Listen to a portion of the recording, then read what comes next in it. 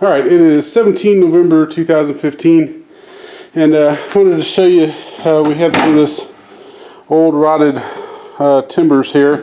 I think these are like an old 4x4, probably a 3.5 by a 3.5 or something like that. At any rate, we were cutting this up to firewood length pieces, and when I cut it open, I said, oh, well, that's an interesting grain there. That's obviously not pine, it's cedar or something. So I went ahead and I threw them in the bucket for me to play with later. You can see it's got some nice patterns there, but it's pretty chewed up and rotted.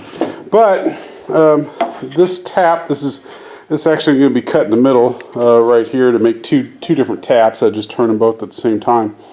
But this is the result of one of these pieces of wood. This piece here is essentially what it looked like before I turned it down into this. So there's obviously there's a lot of dead wood on it, a lot of decay, but once you trim it off and get to cutting it down, you eventually get to a piece in there that's still good. And so we're going to be working with all these remaining pieces here and turn them down and see what treasures we can find inside, like this beauty here. Alright, so we're sliding this through here on the table saw and get rid of some of the corners. Let's just trim a little bit of those corner pieces off where we know the wood's going to be bad, and they have to be turned down because it's not part of the round circle anyway. And got some more edges here to cut down, and then we'll see what kind of meat we got left on this to put on the lathe and turn it down into a tap handle or something. But that's the way we're doing it.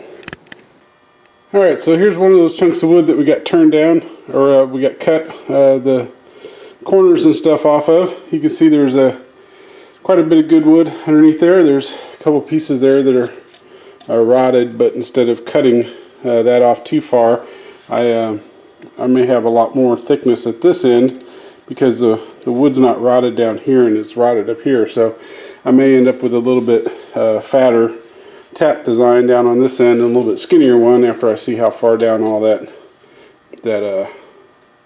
rot there goes. So anyway, we got it chucked up like that, and we'll spin it down and see what we get. Over here, another old piece of, like I said, we just thought this was rotted wood going into the fireplace. This is what the ends look like, but I just cut off I mean, it's maybe quarter inch to half an inch, eighth of an inch thickness there, and this is what we've got underneath that.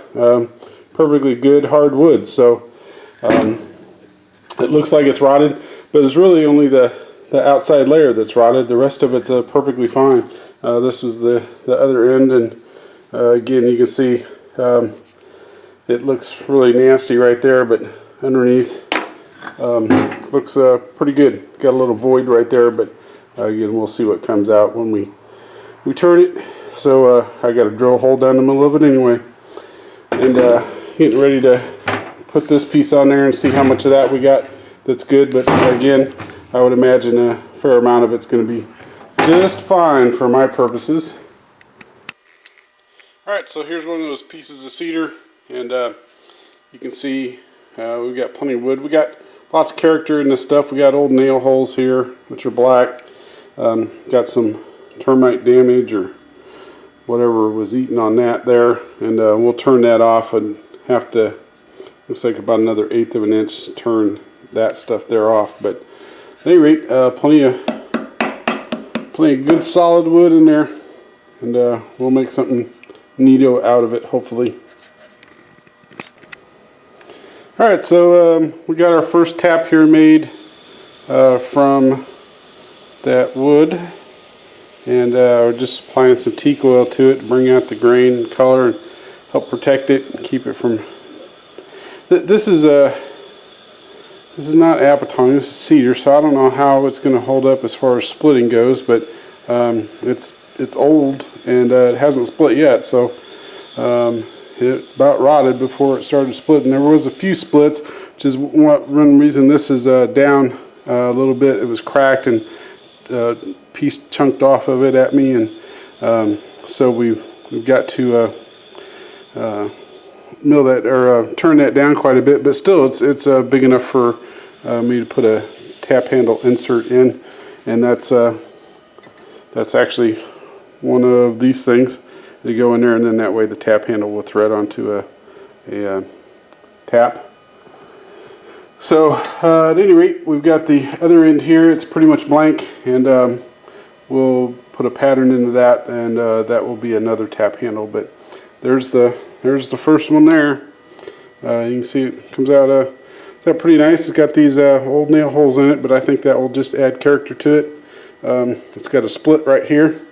Again, we milled or turned most of that down, but it does have a little split there. But again, I think those kind of things add character to it.